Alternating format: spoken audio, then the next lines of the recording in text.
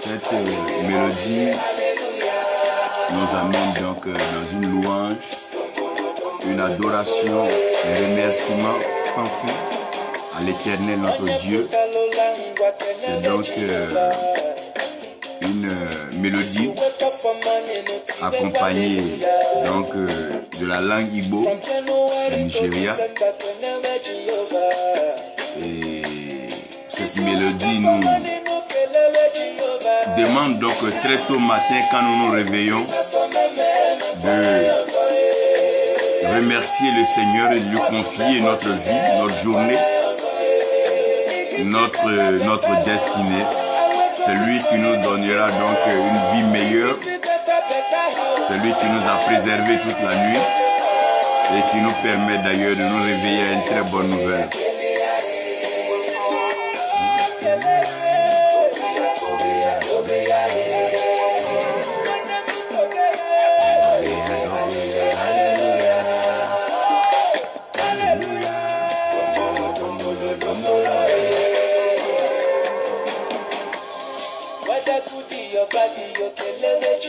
I greet all my brothers and sisters from Nigeria, Imo State, Anambra State, Abia, Enugu, Akwa Ibom, Calabar, Abuja and all. We love Nigeria and we bless the name of the Lord for this great nation, Federation of States, and we believe that as the love of God grows in Nigeria,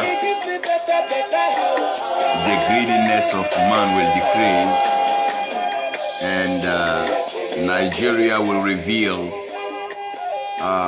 another phase of the gospel that will take it from preaching to impacting nations with kingdom living.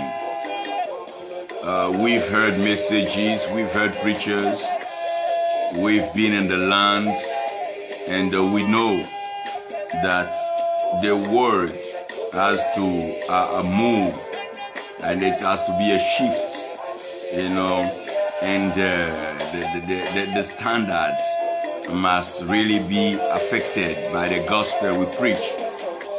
Our way of dealing with generosity, hospitality, brotherhood, fellowship, and solidarity, all of these things have to be examined again and brought to light with a new way of manifesting the brotherly love as we love brothers and sisters in the Lord. That's a very great work. That's the challenge we are having today in Africa. The gospel has not to be only but deep and rooted in our hearts and lead us in the daily dealing with brothers and sisters, a kind of mutual respect and consideration that will really be good for us. We are also opening the School of the Spirit, the Ego Training Center in Bobo Dioulasso, and the purpose of this training center is to bring prophets and apostles together and help them not only know that they are called, but discover the area of the calling and the message that goes with the calling, and what kind of prophetic signature they can bring or they can add to the calling. So the ministry will not be a general ministry, but will be a unique gift in the body of Christ. Many are called, few are chosen. So when you are chosen, you can do what those that are called do, because you are chosen. So there is something about you that God wants to reveal. So choosing you makes you a necessity to the advancement of the gospel. Now the school would be very good for prophets and apostles thank God we have Daddy Adrian May from Florida, America, who is teaching. And not only him, but we have some major prophets. We say major, not in the area of despising other prophets, but due to the fact that they have improved in their work with the experience, how far they have gone with the Lord. We have testimonies of the prophetic gift and the prophetic ministry. So we can call them advanced or majored or matured prophets who deal really with kingdom matters, and we can really train the younger one and recalibrate the focus on what is key and what is basic to the kingdom. I am here also to introduce not only the school of prophets and the school of the spirit, but there also we are going to work. It will be a very school where we learn to hear the voice of God and declare, "There says the Lord." And I believe that will be the portion of message I will share this morning. I believe I started some time ago, and we have a problem with the connections, and it's raining these days, and electricity connection is not really stable. But let's see how far the Lord can take us to, and we believe His grace will be with us today as we share the message. Yeah, the Lord has blessed us, and I believe you are blessed. I'm blessed. We are blessed. And not only Nigeria, we believe there is a really huge blessing upon Africa. All these things going on, can tell us, that there is a great blessing coming. Whenever you see bondage, you see adversity, you see battle, trials. Whenever you see confrontations, that means a blessing is at hand. And we thank God that Africa will be restored, revived, and the wind of wisdom will rise, will blow upon Africa, because we need to move to that level, the level of wisdom, where we know what we do and what we prepare for generations to come. We will not center everything on us and make it all today. Christ is the same. Jesus Christ is the same yesterday, today, and forevermore. So as we got a testimony, we got a baton, we got the relay from the pioneers. Today we working, we doing our part, and we must prepare, pave the way for the generation to come. And this is where the training is very important for prophets, to know what to do and how to handle the things of God. Je disais donc que nous sommes en train de prendre une bonne adoration ce matin avec une mélodie donc en Igbo, donc du Nigeria. Et cette mélodie dit que dès qu'on se réveille matin, il est bien que nous rendions gloire à Dieu, que nous remercions le Seigneur qui nous a préservés, qui nous a maintenus, qui nous a gardés et qui nous permet donc de pouvoir triompher dans la journée. Quoi qu'il puisse arriver, il est avec nous, il est de notre côté. Et quand il est avec nous, c'est plus que le monde entier contre nous. Tout ce que nous avons donc entendu de sa part, lui, Dieu le fera, parce qu'il est l'Éternel, Dieu des armées. Et je parlais aussi de donc l'ouverture de l'école donc de l'esprit, du centre de formation des aigles. Nous voulons donc mettre ensemble les prophètes, les apôtres, et leur permettre non seulement de savoir qu'ils sont appelés prophètes, apôtres, mais de connaître le message qu'ils sont appelés à prêcher, et puis la signature prophétique, avec quels éléments ils peuvent travailler selon Dieu pour que leur message ne soit pas des messages vides, des messages creux, des messages vains, mais que ce soit des messages accompagnés par une manifestation tangible, palpable de la grâce de Dieu. Parce que ce que la bouche de Dieu dit, la main de Dieu l'accomplit. Donc Dieu n'attache pas les mains du prophète, de pouvoir être actif et de pouvoir agir pour donc relever la tête des personnes qui ont été humiliées et donc vilipendées, spoliées et donc rabaissées. C'est en cela que le ministère prophétique couvre aussi la nudité des personnes qui ont été donc déshabillées, donc ont été donc exposées.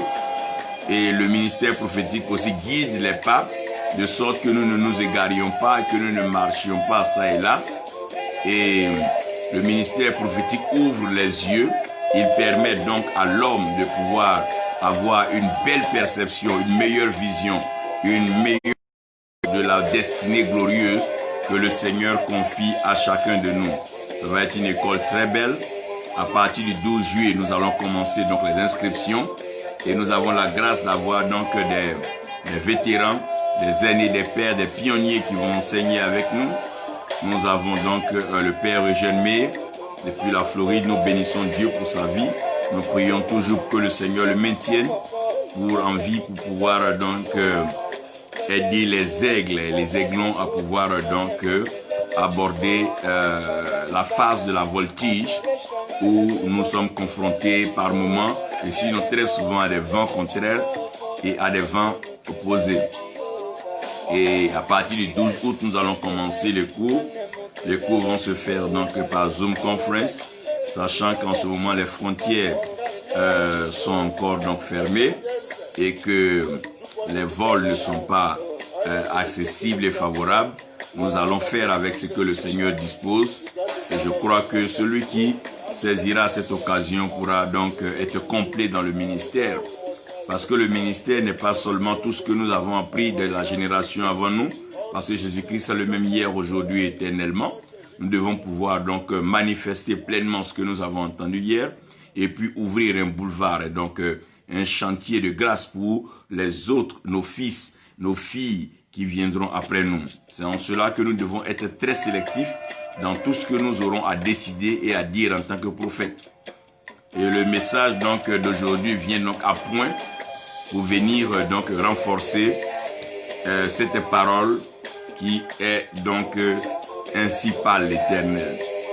J'avais dit la dernière fois que l'amour exprime le bonheur par le langage divin. Et l'un des messages que par la grâce de Dieu nous présenterons dans peu de temps, et j'aimerais que vous ne manquiez pas cette session, c'est le mode divin, le mode christique, le mode spirituel, le mode humain. Donc les 4 modes avec lesquels Dieu arrive à assujettir le monde. Vous allez comprendre qu'un homme peut être en mode divin. Quand Dieu dit à Moïse, je te rends Dieu pour Pharaon, ça veut dire ce que ça veut dire. Donc tout ce que Moïse décide en Égypte, rien ne lui est impossible. Je prie que le Seigneur te fasse rentrer en mode divin, où tout est pourvu, tout est disponible, tout est possible, tout est accessible. Ce qui te refusait, t'accepte. Ce qui te fuyait, revient à toi. Et ce qui te rabaissait, se met en bas de toi. Donc c'est un mode divin. Aujourd'hui, je vais donc exercer cette portion en tant qu'enseignant et vous amener à une phrase essentielle, une phrase fondamentale et une phrase assez profonde. Et une phrase qui normalement ne peut pas se dire juste parce que nous voulons parler. Et cette phrase, c'est ainsi parle l'Éternel. Vous savez, tout ce que nous faisons sur la terre, tant que Dieu ne parle pas, le diable considère que le ciel n'est pas concerné, le ciel n'est pas impliqué, et donc le ciel ne tiendra pas compte de tout ce qui se passera. Donc, tout ce qui se fait sur la terre est donc sous son contrôle. Donc, aussi longtemps que nous sommes sur la terre et que Dieu n'intervient pas, en d'autres termes que le ciel ne témoigne pas, tout ce que nous faisons sur la terre est contrôlable et gérable, et même, je peux dire, même sous contrôle du diable. Parce qu'aujourd'hui, là, il est le Dieu donc de ce monde-là. Il est le prince de ce monde. C'est lui qui a aveuglé donc les hommes en désorientant et puis bien sûr en guidant les gens dans le sens du mal, de la perdition et de la destruction. Quand nous voyons aujourd'hui aux lois et quand nous regardons aujourd'hui à la constitution, aux organisations de nos pays, la façon des intellectuels, le raisonnement de tous ceux qui ont une certaine faculté, nous disons que le monde est plus ou moins en danger.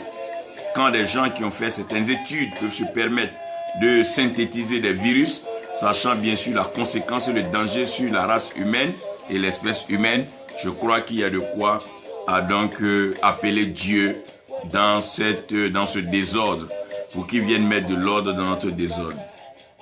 Donc, ainsi parle l'Éternel, c'est la seule parole qui ordonne la création. C'est la seule parole qui met la création en mouvement. C'est la seule parole qui permet donc à l'homme créé par Dieu de récupérer sa place et sa position. Parce que quand tu n'es pas à ta place, tu n'es pas à l'aise et tu n'es pas confortable. Nous voyons qu'aujourd'hui, les gens survivent, les gens vivent difficilement. Des familles arrivent à se nourrir très difficilement. Les couples arrivent à s'accorder difficilement.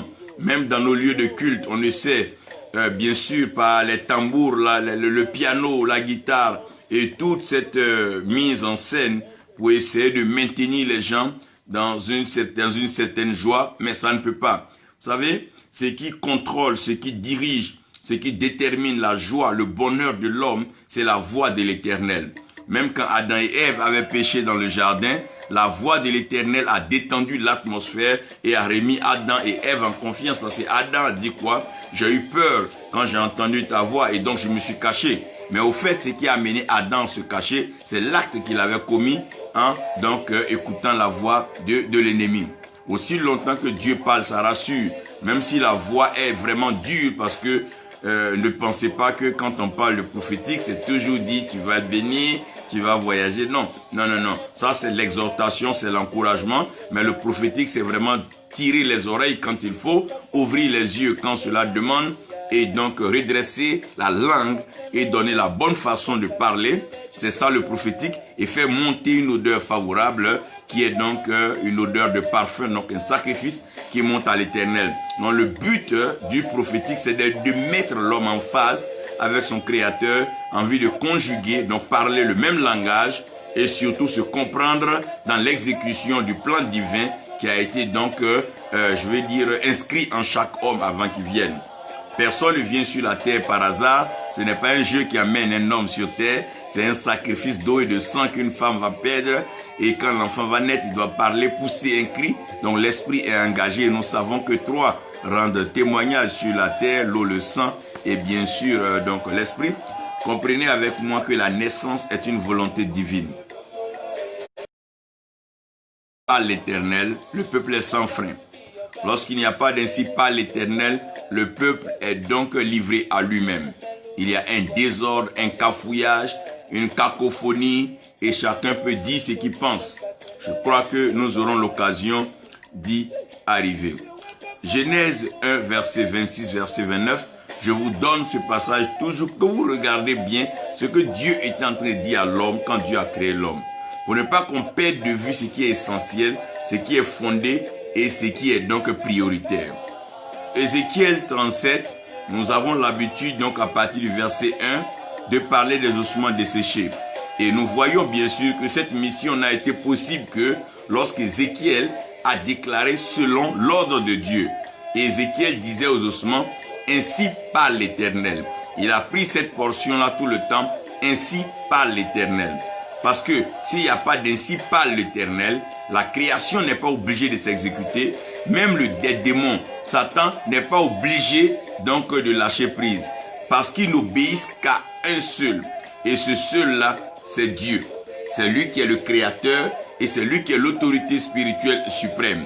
C'est lui qui règne dans les cieux et c'est lui qui accomplit volontairement ses œuvres sur la terre. Ce que Dieu dit, c'est ce que la terre est obligée d'accepter parce qu'il est Dieu. Il est incontestable, il est indéniable. Tu ne peux pas le voter, il n'a pas besoin d'élection pour être Dieu. Il est Dieu en essence et il est Dieu donc en constitution, en nature et en caractère. Il est bon, il est merveilleux et il nous aime.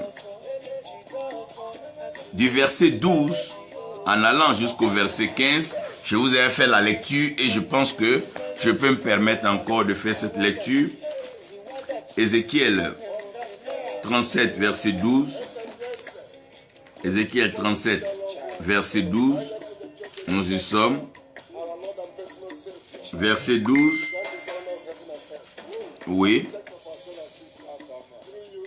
Merci Seigneur pour ta grâce. Prophétise donc et dis-leur, ainsi parle le Seigneur, l'Éternel. Voici, j'ouvrirai vos sépulcres, je vous ferai sortir de vos sépulcres, ô mon peuple.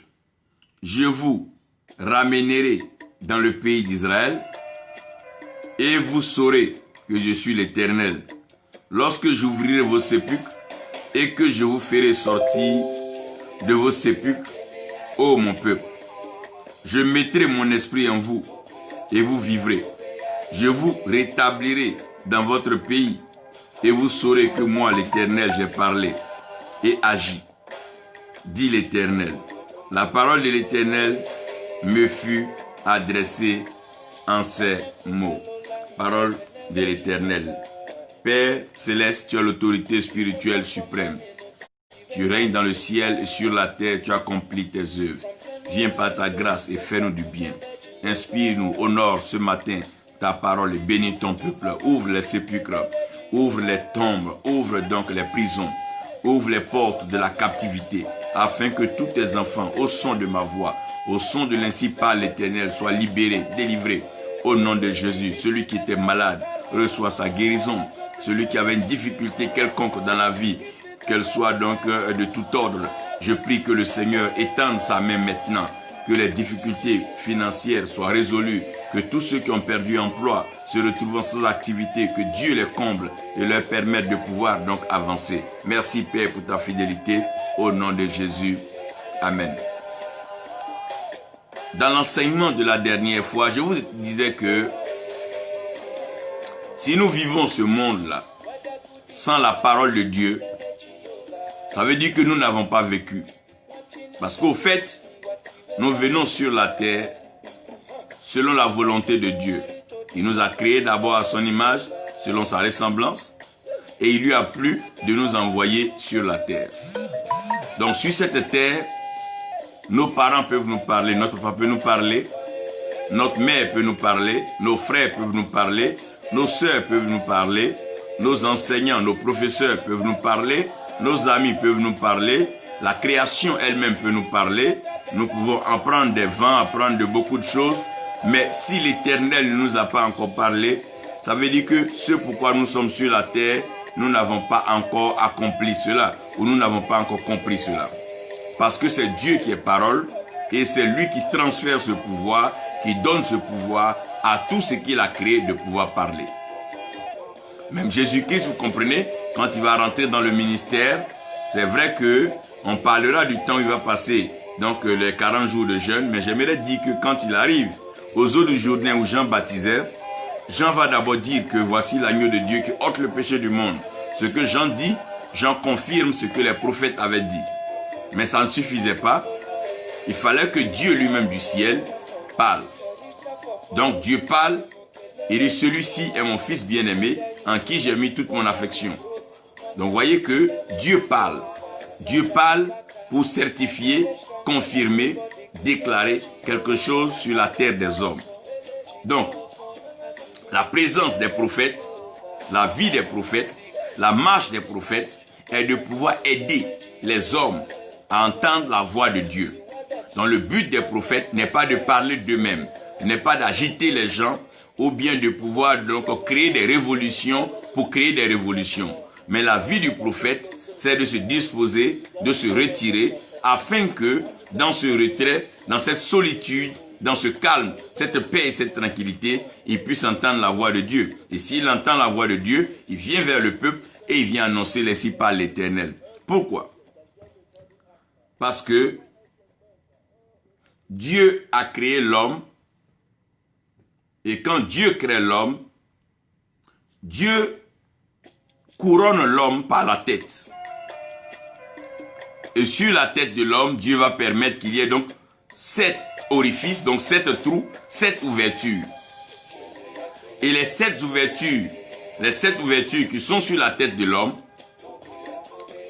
sont au fait une exposition de la parole de Dieu qui elle est scellée 7 fois.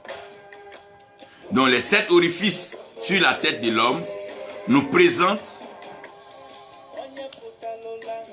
une figure particulière devant le trône de Dieu et que nous connaissons d'ailleurs et que nous appelons communément le chandelier. Et le chandelier était en or et sur ce chandelier il y avait donc des lampes, donc des lumières, du feu. Et ce chandelier-là avait 7 têtes. Et les 7 têtes étaient liées deux. Et il y avait une qui était centrale, qui était au milieu. Ce chandelier-là se retrouve sur la tête de tout homme. Donc sur la tête de tout être humain, Dieu a prévu qu'il ait 7 trous. Et ces 7 trous permettent à l'homme de pouvoir accéder au monde spirituel et pouvoir aussi agir dans le monde naturel. Et ces 7 trous-là, nous avons les 2 oreilles. Et les 2 oreilles doivent confirmer ce que elles ont entendu parce que la vérité, elle est établie au moins sur le quorum de 2. C'est pour ça, là où 2 ou 3 sont assemblés, à partir de 2, la vérité peut être considérée. C'est-à-dire un témoignage et une confirmation, ou bien un dit et une confirmation.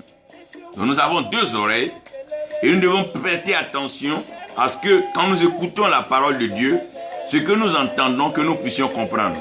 Donc plusieurs peuvent entendre, mais peu arrivent à comprendre. Après les 2 oreilles, nous avons les 2 yeux. Et les 2 yeux nous permettent de voir, mais non seulement de voir, mais de percevoir. Parce que tout le monde regarde, mais ceux qui savent regarder voient. Et ceux qui voient ne peuvent pas forcément percevoir si la grâce de Dieu ne leur est pas accordée de percevoir. Ésaïe disait donc en ces termes, en entendant, ils ne comprendront pas, et en voyant, ils ne percevront pas. Mais je prie que cela ne soit pas ta portion, que Dieu te donne de pouvoir donc entendre, et que le Seigneur te donne de pouvoir donc comprendre. Et ensuite de cela, que tu puisses voir et percevoir.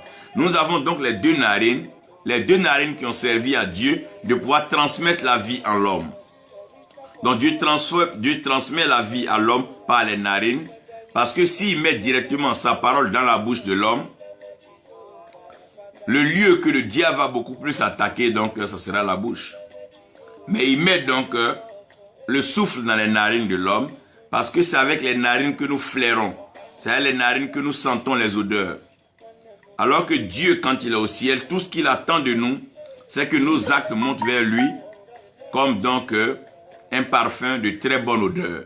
Donc notre louange, notre adoration, notre sacrifice, notre obéissance, tout ce que nous faisons sur la terre, ça monte vers Dieu comme étant un parfum de bonne odeur. Parce que les esprits sont sensibles aux odeurs.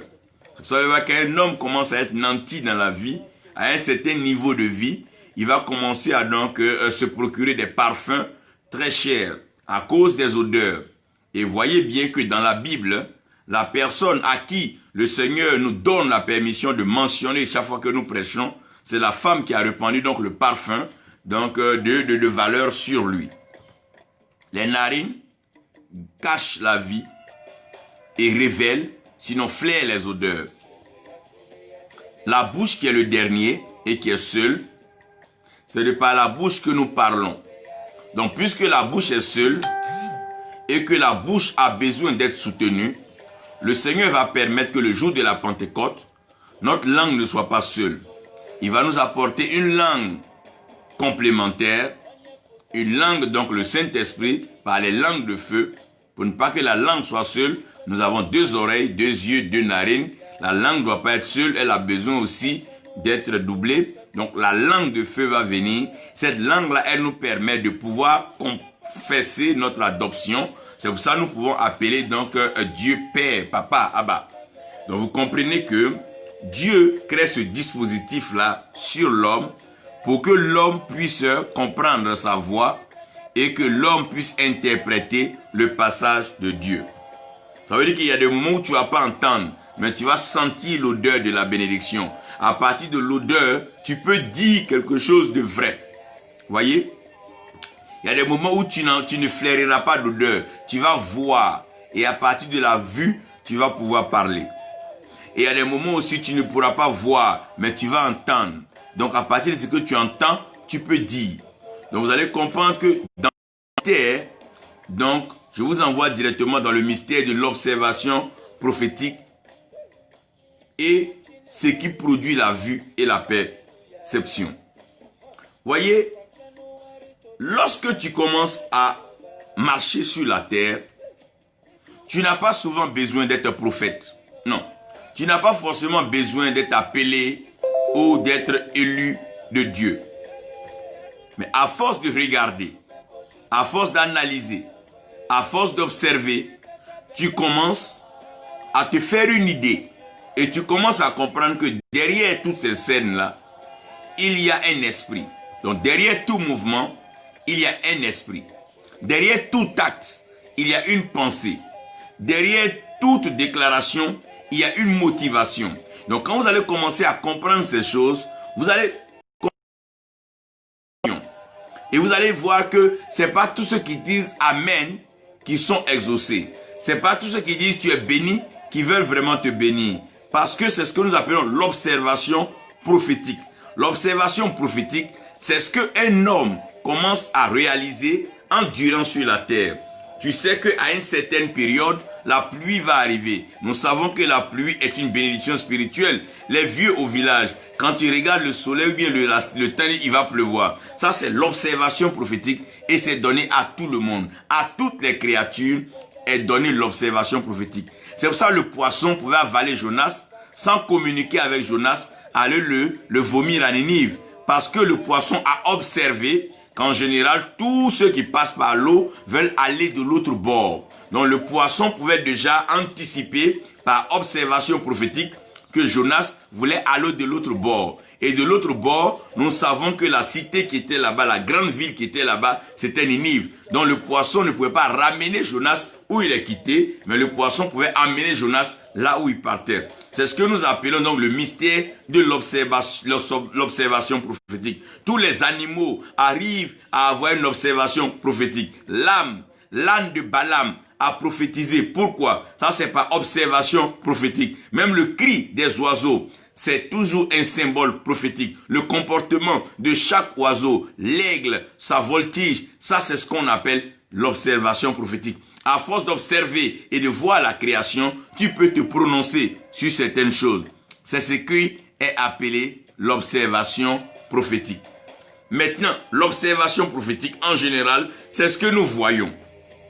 Donc, quand tu vas dans un village, tu vois que les vues de certaines personnes vivent longtemps. Qu'est-ce qu'elles ont compris dans les plantes et dans la nature? C'est ce qui leur confère cette grâce de la longévité. Ça fait partie de l'observation prophétique. Et tout enfant de Dieu doit avoir une observation prophétique. Tout ce que tu regardes aujourd'hui, qu'est-ce que tu peux dire quand tu regardes l'évolution de la situation politique dans un pays? L'observation prophétique même te permet déjà de pouvoir présager certaines choses. Ah, si ça a été comme ça, ça risque d'être comme ça. Donc, l'observation prophétique part de la vue à la perception. Donc, tu vois des choses et après, tu essaies de regarder et tu donnes ton point de vue. Pharaon fait un rêve, ça c'est l'observation prophétique. Tout homme a une observation prophétique. Donc, que la personne soit chrétienne ou pas, elle a une observation prophétique. Tout ce que Dieu a créé avec sa parole. Alors que la parole de Dieu, elle est esprit et elle est vie. Donc l'esprit, c'est ce qui est prophétique, c'est ce qui est le pneuma, c'est ce qui est souffle. Donc et cet esprit-là est derrière toute chose. Quand quelqu'un prend par exemple un yaourt, derrière il sait qu'il y a un esprit, il y a un goût de sucré. Ça c'est l'observation prophétique. L'observation prophétique fait que un homme se fait du bien. Un homme veut se faire du bien et un homme veut faire du bien. Mais malheureusement, l'observation prophétique sera interrompue pourquoi? Par les ténèbres. Donc, l'observation prophétique ne servira pas à l'homme parce que si nous marchons par l'observation prophétique, nous allons manquer un potentiel, un principe fondamental de la vie qu'on appelle la foi. Parce que la foi est l'assurance ferme des choses qu'on espère et elle vient de ce qu'on entend. Elle est une démonstration de ce qu'on ne voit pas. Donc, à force d'observer, à force de regarder, nous commençons à nous couper de la foi. Donc, ceux qui ont de gros yeux, ils regardent beaucoup, mais ils font de mauvais choix. Quand l'homme compte sur ses yeux, il va finir donc par se détruire. Et la Bible parle des choses qui nous détruisent. La Bible parle de la convoitise des yeux, la convoitise de la chair. Pourquoi aujourd'hui les hommes font de faux mariages? Pourquoi les hommes font de fausses amitiés? À cause de ce qu'ils regardent. Papa, tu as vu quelqu'un à voiture, donc forcément il est bon. Papa, tu as vu quelqu'un bien habillé, que forcément il est bien. Parce que tu as vu quelqu'un à l'église, que forcément il est un frère en Christ. Et c'est un problème aussi. Nous devons comprendre que l'observation prophétique ne permet pas à l'homme d'entrer dans la plénitude de la bénédiction de Dieu. Si les yeux seuls suffisaient, on allait tous être bénis parce que nous avons des yeux. Mais il va arriver un certain moment de la vie de tout enfant où Dieu va permettre les ténèbres. Au commencement, quand Dieu crée, les ténèbres que nous allons voir à la surface des abîmes, les ténèbres n'étaient pas dans le ciel. Les ténèbres n'étaient pas sur le ciel. Donc les ténèbres n'empêchaient pas le ciel. Les ténèbres n'étaient pas un problème pour la vie céleste.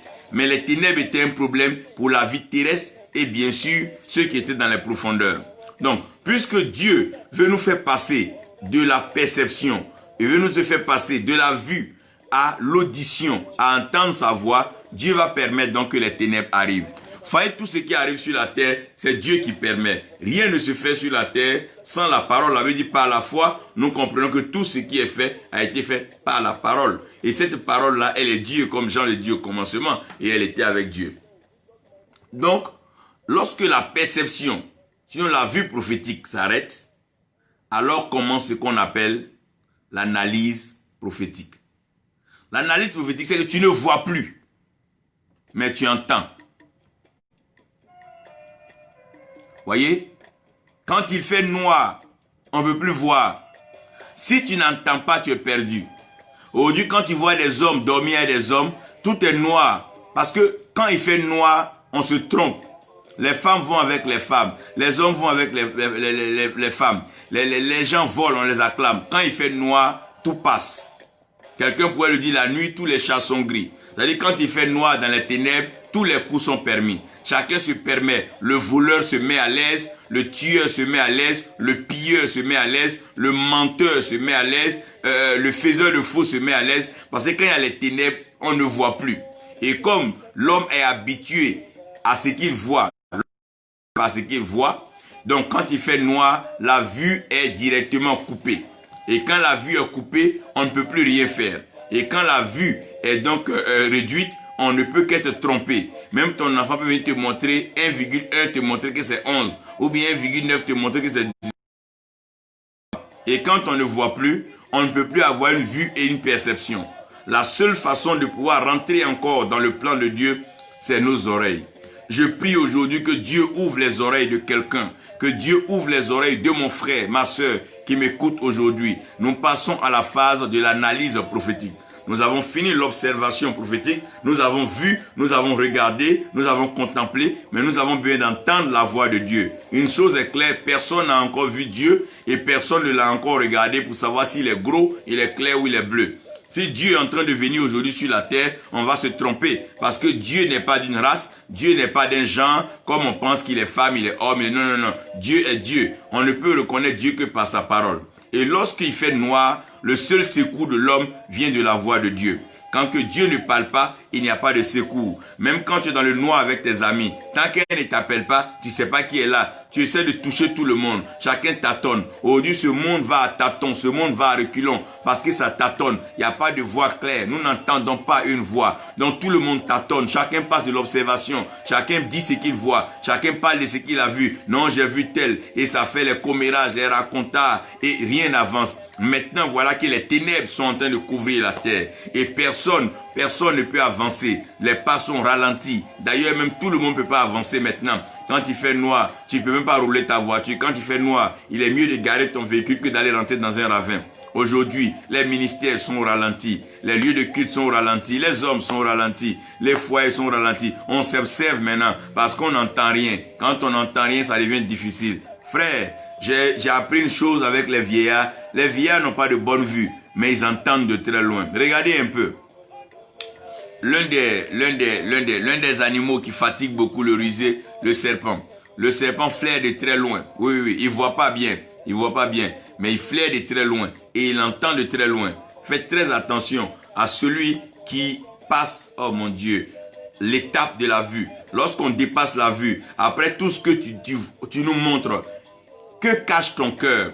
Aujourd'hui, Jean faisait quoi? Pendant que tous les disciples prenaient plaisir à regarder Jésus, à l'apprécier, Jean mettait sa tête sur la poitrine pour écouter les battements de cœur du Seigneur. Ce n'est pas ce que tu vois qui compte, mais c'est ce que tu entends. C'est ce que tu entends qui va te guider. La foi vient de ce qu'on entend et la foi ne vient pas de ce qu'on voit. Tu peux voir un grand temple, mais qu'est-ce que tu entends dans le temple? Tu peux voir un homme large, mais qu'est-ce que tu entends de lui? Frère, les yeux ont détruit le monde. Le regard a détruit le monde. La vue a détruit le monde. Les soi-disant visions, c'est des ambitions. Parce que j'ai vu quelqu'un faire, je veux faire aussi. J'ai vu quelqu'un réaliser, je veux réaliser aussi. Non, non, la vue détruit. Frère, nous devons passer donc à cette phase-là de l'analyse prophétique qui est l'entendement. Qu'est-ce que tu entends? Voyez, quand vous êtes sur une nation, vous devez entendre ce que Dieu dit. Vous ne devez pas seulement regarder ce que les hommes sont en train de faire. Non, telle affaire, tel est passé là. Ça n'a jamais été la volonté de Dieu. Parce que la volonté de Dieu est dans la voix de Dieu. Dieu veut que nous entendions sa voix. Et quand il fait noir, ce qui peut sauver, c'est la voix. Si tu n'entends pas la voix de Dieu, tu es égaré. Je prie aujourd'hui que nous entendons la voix de Dieu. Il dit, je suis la voix. Jean dit, je suis la voix de celui qui crie dans le désert. Si tu es venu dans le désert pour regarder un homme beau, tu t'es trompé. Tu es venu dans le désert pour regarder un homme bien habillé. Non, non, non, non, non. Si tu es venu dans le désert pour voir un homme qui se nourrit bien, oh non, non, dommage. Là, c'est du zéro pointé. Jean, lui, mange du criquet et du miel sauvage. Jean, il est vêtu d'haillons. Et il est dans le désert. Il n'a pas une apparence particulière. Mais ce qui est sûr, c'est la voix certaine. C'est la voix qui crie dans le désert. Frère, lorsque notre vue nous a trahis, nous ne pouvons que compter sur nos oreilles. C'est le temps qui veut écouter Dieu, qui veut méditer, qui veut entendre la parole de Dieu. Oui, on parle ici, élection, telle veut se présenter. On voit, mais que dit l'Éternel? Nous avons besoin d'une autre chose. Ainsi parle l'Éternel. Parce que nous devons aller à l'analyse prophétique. On analyse ce qu'on entend, frère. Ce que tu vois, c'est une observation. Mais ce que tu vois n'est pas ce qui se dit. Oh mon Dieu, l'eau qui va te tuer ne te dit pas viens mourir. L'eau qui va te tuer te donne l'envie de venir nager. Parce que tu as vu, oh mon Dieu, quand tu vois cette eau, tu dis mais je vais plonger. Mais tu ne sais pas que cette eau te cache, oh mon Dieu, la destruction et la malédiction. Trop de regards, trop de détruits, trop de vues. Trop d'oreilles, trop d'yeux. On est là, les vues sur les réseaux sociaux ne sont pas les garanties d'une bonne chose. On peut voir des bêtises, mais qu'est-ce que les gens entendent? Qu'est-ce qu'ils ont entendu? Qu'est-ce qu'ils ont compris? C'est ce qui est le plus important. Et il est un temps où nous devons passer à ce que nous appelons j'entends, j'entends, j'entends, j'entends. Nous devons entendre. Personne n'a vu Dieu. Personne n'a vu le Saint-Esprit. Personne n'a vu, non. Et la Bible est claire. Il a même dit à Moïse, tu ne peux pas me voir et puis vivre. Mais au moins Moïse pouvait l'entendre. L'analyse prophétique. Un homme qui entend la voix de Dieu, il est béni. Une femme qui entend la voix de Dieu, elle est bénie. Celui qui est béni, c'est celui qui entend la voix de la bénédiction.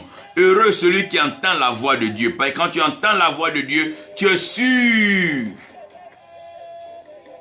Dans le jardin après le péché, qu'est-ce qui a restauré l'ordre? Adam dit, j'ai entendu ta voix. Quand Adam a entendu la voix de Dieu, le problème a été résolu. L'agneau a été immolé et la peau a servi de couverture. Dieu a restauré les choses. La voix de Dieu restaure. Frère, nous avons besoin d'entendre et de comprendre. Parce que Dieu parle un langage qui n'est pas le langage des humains. Parce que ses voix ne sont pas nos voix. Et ses pensées ne sont pas nos pensées. Donc quand tu veux comprendre ce que Dieu dit, tu dois arriver à t'élever au-dessus de la chair. Tu dois arriver donc à crucifier cette chair. Et abandonner ton ego, ton égoïsme, ta personne. Et te mettre dans la peau de Dieu. Pour comprendre le langage de Dieu. C'est pour ça que Dieu dit à Moïse, cette mission que je te donne, tu ne la comprendras pas si seulement tu es prophète. Mais je te fais Dieu pour Pharaon. Donc de la même façon que moi j'ai le pouvoir de vie, de mort, de décision, de création sur la création, quand tu arrives chez Pharaon, tu peux faire cela. Tu as carte blanche. tu peux te permettre. Donc Moïse devait comprendre le message que Dieu lui adressait. Parce que lorsque nous ne comprenons pas le message de Dieu, nous sommes obligés de livrer un autre message que celui que Dieu donne. Pourquoi beaucoup sont égarés? Parce qu'ils entendent la bouche des hommes parler, croyant que c'est Dieu. Quelqu'un peut te raconter tout ce que tes parents ont fait, mais sans te dire ce que tu seras demain. Parce qu'aujourd'hui, c'est devenu tellement facile. C'est devenu tellement simple de parler de la part de Dieu. Il suffit de se faire passer pour un motivateur, on parle de la part de Dieu. Il suffit d'encourager les gens, on parle de la part de Dieu. Il suffit de dire une parole qui fait acclamer, on parle de la part de Dieu. Non, c'est faux. C'est faux. Nous devons comprendre l'analyse prophétique. Quelqu'un peut te dire tu es béni. Ça ne veut pas dire qu'il parle de la part de Dieu. Parce que dans tous les cas, le diable ne te dit pas que tu meurs. C'est quand il te tue que tu sais que tu es mort. Il ne vient pas en te disant je viens te tuer. Non. Il te dit il vient t'aider. Dans le jardin, il n'a jamais dit à Ève qu'il vient te tuer. Non. Il vient vous séparer de Dieu. Il n'a jamais dit ça. Il lui dit je viens vous aider même pour que vous soyez comme Dieu. Donc ne croyez pas que tous ceux qui parlent bien sur vous sont forcément de la part de Dieu. Non. Il y a des diseurs de bonne aventure. Il y a des gens qui parlent pour parler. Mais j'aimerais vous amener maintenant dans le mystère du langage prophétique. Dans le mystère du langage prophétique, la première des choses que je veux que vous reteniez, c'est l'esprit du prophète. L'esprit du prophète. La Bible dit que l'esprit de Christ est l'esprit de la prophétie. Donc quand vous recevez Jésus-Christ comme votre Seigneur et votre Sauveur, directement, il y a l'esprit du prophète. Donc l'esprit prophétique qui vient sur vous. Parce qu'il dit, dans les derniers temps, je répandrai de mon esprit sur toute chair. Et d'où vient la chair? C'était donc le cœur de Pierre qu'il a ôté et qu'il a mis un cœur de chair. Donc quelque chose d'incrédule qu'il a détruit pour placer le crédule. Donc nous qui ne croyons pas, il a plutôt centralisé son action sur Christ qui est tout crédule, qui s'est soumis à lui jusqu'à la mort à la croix. Donc quand nous vivons, ce n'est plus nous qui vivons, mais c'est Christ qui vit en nous. Et comme l'esprit de Christ, c'est l'esprit de la prophétie, quand nous acceptons Jésus-Christ, l'esprit de prophétie repose sur nous. Donc, parce que l'esprit de prophétie repose sur nous, nous pouvons prophétiser, nous pouvons déclarer, nous pouvons même faire des proclamations prophétiques et nous pouvons parler les langues donc, que le monde normal ne comprend pas, qui est donc le parler en langue. Donc, à cause de l'esprit du prophète qui vient sur nous, nous pouvons parler en langue. Vous voyez, quand Saül a rencontré Samuel, après leur échange, leur repas, bien sûr, de bénédiction, quand Saül descend, il voit donc une colonie de prophètes, et lui aussi se met à prophétiser. Parce que l'esprit du prophète est sur Saül.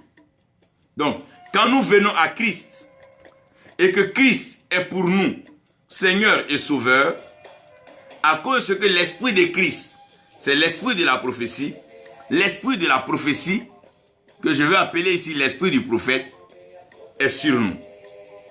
Donc, l'esprit du prophète nous permet de pouvoir donc déclarer ce que nous voulons.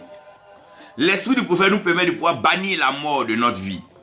Donc, à partir de cet esprit-là, tu peux déclarer ce que tu veux parce que la vie et la mort sont au pouvoir de ta langue. Et ce que la langue donne comme fruit, c'est la parole. Et la parole est esprit. Donc, pour que ta parole puisse te bénir, il y a l'esprit du prophète qui se pose sur ta vie. Donc, l'esprit du prophète te donne un langage. Ça te permet de parler et le ciel comprend. Les anges entendent et la création comprend. Parce que là, c'est l'esprit du prophète. C'est comme un lionceau. Il a l'esprit du lion en lui. Même quand un lionceau commence à rugir dans la forêt, les biches et les gazelles savent que ça là, c'est un lion en devenir. On ne s'approche pas de là-bas. Donc, l'esprit du prophète qui est sur toi préserve ton environnement. Vous savez, quand tu parles en langue, quand tu commences à t'élever et tu déclares, tu crées une paix dans ton atmosphère parce que là où il y a l'esprit, il y a la liberté. Donc, tout ce qui était captivité, tout ce qui était lourdeur, tout ce qui était donc œuvre des ténèbres disparaît. Parce que l'esprit du prophète transporte la vie et transporte la lumière. Donc c'est pour ça que tu es enfant de lumière et tu deviens le sel de la terre parce que l'alliance que Dieu a tissée avec les sacrificateurs était une alliance perpétuelle, dont l'alliance de sel d'un nombre. C'est pour ça, quand l'esprit du prophète est sur toi, tu deviens directement la lumière du monde et le sel de la terre. Ces deux choses-là, elles comprennent pourquoi la lumière du monde, le sel de la terre. On aura l'occasion d'en parler. Mais allons rapidement comprendre une chose. Lorsque l'esprit du prophète est sur une personne, cette personne peut prophétiser. Donc, ne vous étonnez pas de voir demain des filles et des fils prophétiser. C'est normal. Ils doivent même prophétiser. Et ils doivent continuer à prophétiser. On les encourage à parler en langue, à prophétiser, à déclarer, à parler, à proclamer ce qui est meilleur, à dire ce qu'ils veulent pour que cela arrive. C'est l'esprit du prophète. Mais l'esprit du prophète ne fait pas de celui qui parle un prophète. Donc, l'esprit du prophète est soumis au prophète. Parce que le don de la prophétie est donné à tout le monde. Donc, tout le monde peut prophétiser. Donc, partant de là, quelqu'un peut venir d'un village de sorciers et prophétiser. Parce que Dieu donne à quiconque reçoit Christ de jouir de la promesse qui est le Saint-Esprit. Donc l'esprit de Christ qui vient sur nous, c'est l'esprit de la prophétie. Donc qu'on ne soit pas étonné, qu'on ne soit pas troublé, qu'on ne soit pas agité par quelqu'un à prophétiser. Et que prophétiser ne fasse pas de quelqu'un un être particulier. Il a prophétisé, c'est un don, c'est une grâce. Qu'on ne soit pas agité par quelqu'un à prophétiser. Si quelqu'un prophétise qu'il aura la guerre, ça ne doit même pas agiter les gens parce qu'il a prophétisé, c'est a prophétisé. Mais est-ce que la guerre va arriver? C'est une autre question. On est libre de parler. Mais est-ce que ce qu'on dit va arriver? Voilà. Donc chacun est libre de prophétiser dans son église. Tu seras milliardaire, tu vas être président. Ça s'entend chacun. L'esprit du prophète, ça est là, chacun prophétise. Monsieur prophétisé, madame prophétisé. C'est bientôt les campagnes électorales, c'est bientôt les élections. Vous allez prophétiser encore. Ça, c'est l'esprit du prophète. Dès qu'on lui donne un peu de cadeau, il rentre dans tous ses états, il commence à prophétiser. Dès qu'on lui fait une part belle, on l'acclame un peu, il a excité, il commence à prophétiser. Ah, c'est l'esprit du prophète. L'esprit du prophète est agité. Est circonstanciel. Saül ne prophétisait pas. Quand il a vu la colonie des prophètes, les fils de prophètes qui prophétisaient, dans l'ambiance, dans le bain, dans la foulée, il a commencé à prophétiser. Donc, vous devez comprendre que dans le mystère du langage prophétique, il y a l'esprit du prophète.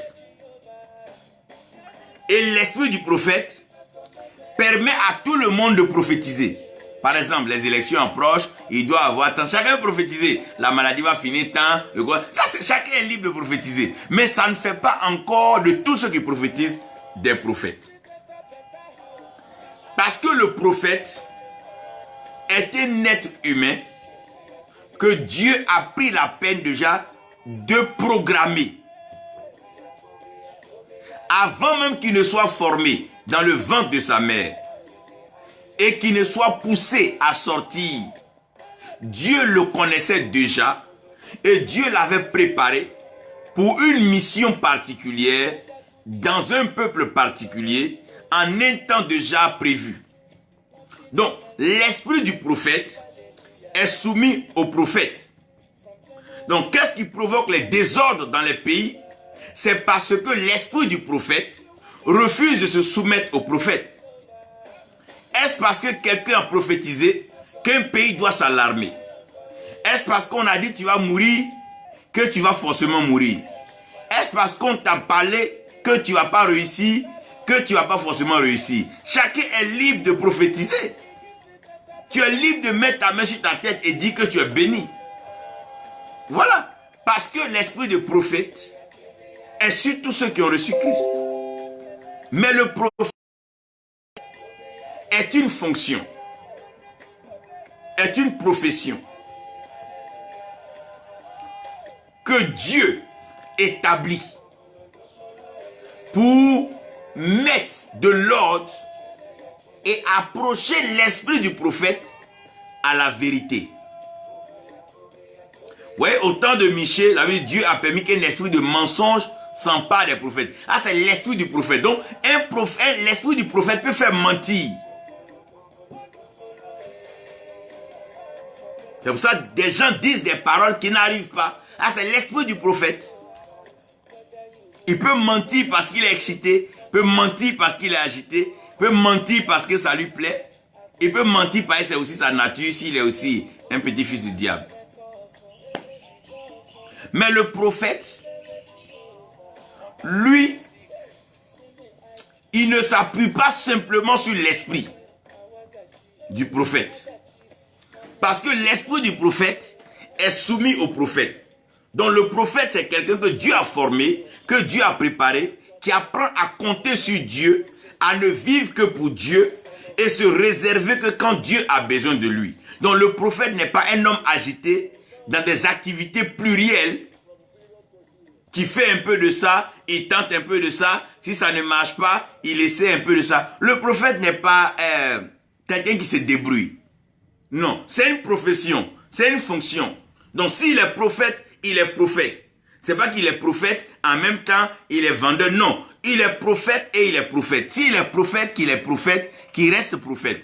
Maintenant, si quelqu'un a l'esprit du prophète, qu'en plus de ça, il veut faire son commerce de livres, son commerce d'huile, ça n'engage que lui. Mais le prophète, lui, il est embauché par Dieu.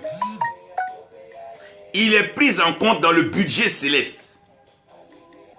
Il a sa marge salariale. Il est marge dans le livre de la rémunération du ciel. Et le prophète ne compte même pas trop sur sa parole. Parce que la plupart des prophètes dans la Bible ont dit à Dieu, je ne sais pas parler. Moïse a dit à Dieu qu'il ne sait pas parler. Jérémie a dit à Dieu qu'il est enfant, qu'il ne sait pas parler. Ésaïe a dit à Dieu qu'il habite dans un peuple impur, à la langue impure. Donc, il n'était pas qualifié. Les prophètes ne tiennent pas compte de l'esprit du prophète qui peut venir sur tout le monde. Mais il va plus loin dans ce qu'on appelle la logique prophétique. Qu'est-ce que c'est que la logique prophétique? La logique prophétique est un langage voilé qui dévoile une chose que seul celui qui est initié peut comprendre. Donc, par exemple, quand Élie voit le petit nuage qui a la forme d'un coup de poing d'une main fermée, Élie est en train de dire que si la main est fermée, elle va finir par s'ouvrir. Parce que la main de Dieu n'est jamais fermée, puisque Dieu ne ferme pas sa bouche sur son peuple. Donc le lien entre la main qu'il a vue est aussi avec la bouche, parce que la bouche qui parle est aussi la main qui s'ouvre. Parce que ce que la bouche de Dieu dit, sa main l'accomplit. Donc quand Élie a vu que le nuage avait la forme du coup de poing, le poing de la main, Élie a compris qu'il y a un lien entre la main et la bouche. Donc la logique prophétique est pour quelqu'un qui a été habitué et formé par Dieu. C'est pour ça que tu peux voir quelque chose et l'interpréter mal. Mais quand tu es un prophète et que tu as la logique prophétique, tu peux comprendre. Quand tu fais un rêve, que tu vois le feu, tu peux comprendre. Par exemple, un enfant de Dieu ne meurt pas dans le feu. Parce que le feu est comme la seconde mort. La première mort, c'est la mort dans l'eau. Donc un enfant de Dieu peut mourir dans l'eau parce que la mort dans l'eau, elle est autorisée, c'est la mort du baptême. Donc nous mourons dans l'eau, Ça veut dire que nous mourons avec Christ dans l'eau. Et l'eau, cette eau-là nous lave. Mais dans le feu, nous ne mourons pas. Mais le feu nous purifie. Le feu ressort le meilleur de nous. Donc un enfant de Dieu ne meurt pas dans la pression. Un enfant de Dieu ne meurt pas dans la souffrance. Quand c'est dur, c'est là que les enfants de Dieu montent. C'est quand les vents deviennent impétueux, que l'aigle perce.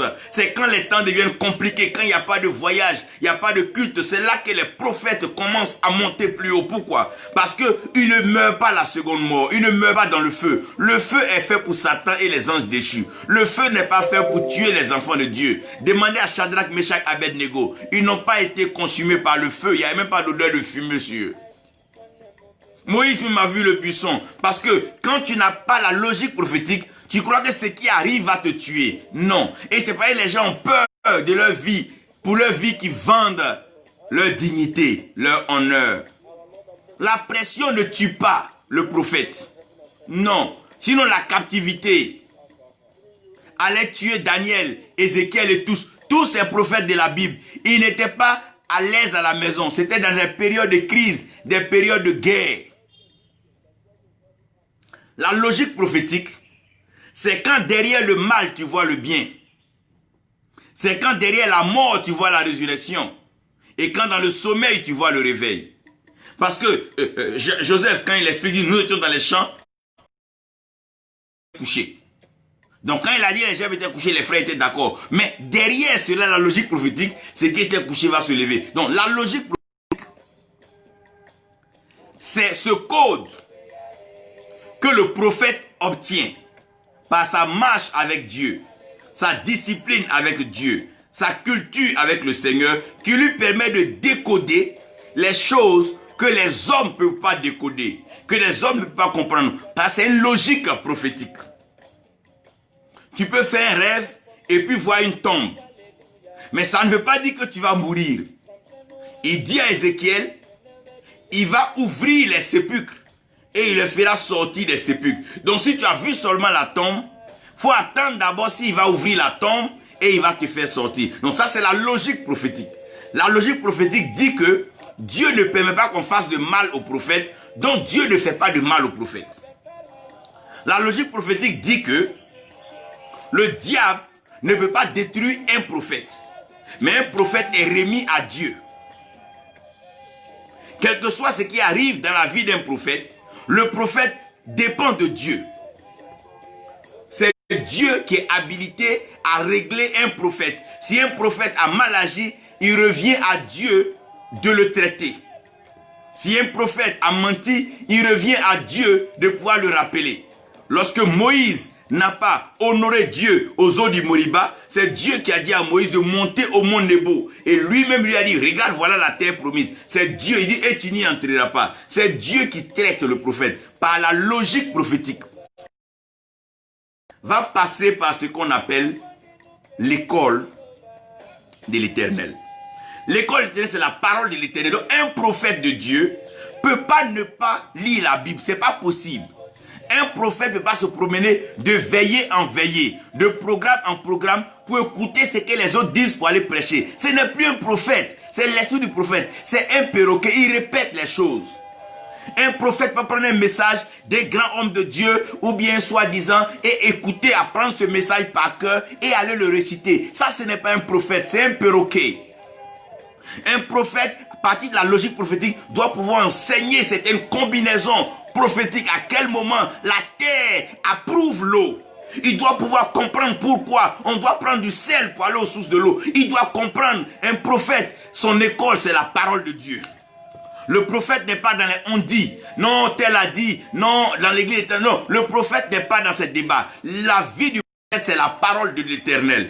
Un prophète sans la parole de l'Éternel n'est pas un prophète. C'est un diseur de bonne aventure, c'est un être humain. Un prophète ne base pas donc sa méditation prophétique sur les citations des gens, des pensées. Non, non, non. Non, non, non, non, non, non, non, non, non, non. La logique prophétique se trouve dans la parole de l'Éternel. Ce que Dieu n'a pas accepté hier, il n'acceptera pas aujourd'hui. C'est pas que les hommes ne peuvent pas le faire, mais il est le même hier, aujourd'hui et éternellement. Pas. Il est l'Éternel et il est Dieu. Donc, le prophète doit passer sa vie à lire la Bible. C'est tout. Le prophète, là, son travail, là, c'est de lire la Bible. Au lieu de se chercher, de tourner à qui je vais donner des paroles, ils vont me bénir. Laisse ça. Tu n'as pas besoin de ça. Lis la Bible, lis la parole de Dieu. Je n'ai jamais vu un homme lire la parole de Dieu et être pauvre. C'est faux. On nous a dit non, ne pensez pas autant seulement à lire la Bible. C'est des mensonges. Tu as été appelé prophète. Dieu t'a appelé. Dieu n'est-il pas responsable pour rémunérer ceux qu'il a appelés? Moi, je parlais avec des prophètes très âgés. Certains ont 50 ans de ministère. Ils n'ont pas escroqué les gens. Ils n'ont pas volé l'argent des gens. Ils ne sont pas promenés d'église en église pour raconter des histoires. Mais Dieu les a bénis. Ils vivent chez eux. Ils sont chez eux. Ils sont épanouis. Ils ont ce qu'il faut pour être heureux. Qui vous a dit que nous pouvons aider Dieu? La force que tu as pour mentir, auras-tu ça dans ta vieillesse? Ou bien tu préfères être escroc maintenant, puis dans ta vieillesse, tu vas mendier et commencer à accuser le diable? Frère, ce que tu ne pourras pas faire à la fin ne commence pas. Dieu qui a pris soin de toi avant que tu ne sois formé dans le ventre de ta mère, qui t'a placé, t'a fait sortir, le Dieu qui t'a préservé, n'est-il pas capable de te nourrir, de te vêtir? C'est les païens qui s'en préoccupent. Parce que si Dieu est ton père et que Dieu est pourvoyeur, ce n'est pas des choses pour lesquelles tu dois te tuer. Il paiera ton loyer, il paiera tes factures, il prendra, parce que tu travailles pour lui. La logique prophétique se trouve dans la parole de l'Éternel. Tu vas beau observer le monde, tu vas beau entendre les gens prêcher, mais si tu n'entres pas dans la parole de Dieu, tu ne pourras jamais entendre laissez par l'Éternel. Il a dit à Josué, Josué, après tous ces grands exploits que Moïse a fait, Moïse est parti. Mais le chemin ne s'arrête pas avec Moïse. Le chemin continue avec toi. Le chemin ne s'arrête pas avec les prophètes, les pionniers d'avant. Le chemin continue avec toi. Si toi tu dois continuer avec Dieu, si tu dois marcher avec Dieu, aller de victoire en victoire, de succès en succès et de gloire en gloire, tu as besoin de la parole de Dieu. Oh mon Dieu, tu as besoin de la parole de Dieu. Et tu as besoin de la parole de Dieu.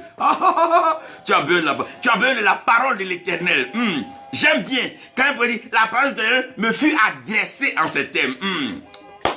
Tu as besoin de la parole. Ce qui fait que le diable aujourd'hui arrive à nous tromper, c'est que nous n'avons pas la parole de l'Éternel. Nous prenons des bouts de versets pour aller chercher du pain, pour aller chercher de l'acclamation. Nous prenons des bouts de versets pour aller convaincre des gens, pour aller séduire les gens. Non, nous avons besoin de la parole de l'Éternel. Nous avons besoin de la parole de l'Éternel. Même si tes oreilles t'ont trompé, que tes yeux t'ont blagué, même si tu ne parles pas bien, si tu garde ta tête dans la parole de l'Éternel, frère. La parole de l'Éternel. Passe ta journée à lire jusqu'au soir. Dieu enverra quelqu'un te nourrir. Ou bien Dieu permettra que le ciel t'assiste. Parce que sa parole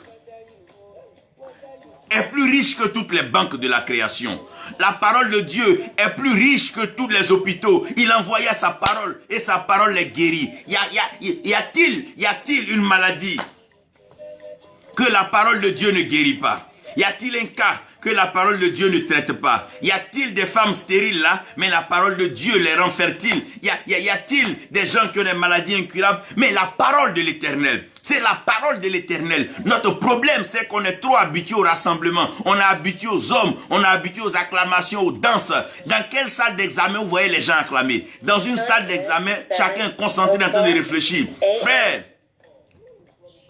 la parole de l'Éternel ne doit pas s'éloigner. Il dit Josué, que cette parole-là, que ce livre-là ne s'éloigne pas de ta bouche, qu'elle ne s'éloigne même pas. Quand tu vas la lire, médite-la, médite cette parole-là.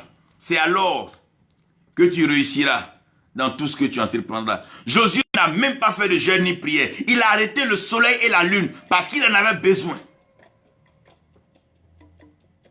Pour en découdre dans une guerre. Frère, la parole de l'Éternel. C'est pour ça, j'ai peur pour une génération où Dieu m'a dit, je vois, mais on parle jamais, on ne va jamais dans la parole, on ne lit jamais Bible. Je m'inquiète. Parce qu'à cette allure, est-ce qu'un jour on entendra l'ainsi par l'Éternel? Chacun est devenu grand. Maintenant, c'est ce qui dit qu'est la parole de Dieu. On ne vérifie plus. La Bible est mise en arrière. Quand on arrive, on fait ce qu'on veut, on raconte ce qu'on veut. Mais attendez. Si toutes les familles sont devenues sorcières pour un seul fidèle qui est dans ton église, que toute ta famille veut le tuer, mais il n'a qu'à vivre où? Voyez, quand on ne va pas dans la parole de Dieu, on rend le monde plus compliqué. Si les hommes, face à ce virus-là, étaient venus dans la parole de Dieu, on aurait évité de fermer ses frontières, d'engager tous ces problèmes qu'on est en train de chercher à résoudre. Parce que tant qu'on ne vient pas vers Dieu, on ne fait qu'aggraver le problème. Le diable sait que la seule chose, la seule personne qui peut résoudre et restaurer l'humanité, c'est la parole de Dieu. Éloigne la parole de Dieu, lui il t'encourage, mais où tu vas là? Tu ne pourras pas t'en sortir. Il est le père du mensonge. Tu ne peux pas ruser avec le menteur. Tu ne peux pas. Même Jésus-Christ, notre Seigneur, quand il a été approché par le diable, par Satan, c'est la parole. Frère, un prophète doit lire la Bible matin, midi, soir. Il doit méditer la parole. Lire jusqu'au point où, sans la Bible, puisse réciter même. C'est alors qu'il pourra dire, ainsi parle l'Éternel. Ce que nous cherchons aujourd'hui, ce que nous attendons aujourd'hui, c'est l'ainsi parle l'Éternel. Nous sommes fatigués de la parole des gens. Nous sommes fatigués de non, il sera libéré. Non, nous sommes fatigués de non, ça va finir ici. Non, nous sommes fatigués de tout ça. Nous sommes fatigués de ces paroles qui révoltent le peuple sans solution. Nous sommes fatigués. Quand Moïse est parti vers Pharaon, Moïse n'est pas venu dire à Pharaon que j'étais moi-même dans le palais ici avant. J'étais puissant, j'étais prince d'Égypte. Je suis allé dans le désert. J'ai été avec le sacrificateur de Madian. Il m'a appris comment faire les sacrifices dans le désert. Je suis venu reprendre le peuple. Non. Moïse dit à Pharaon,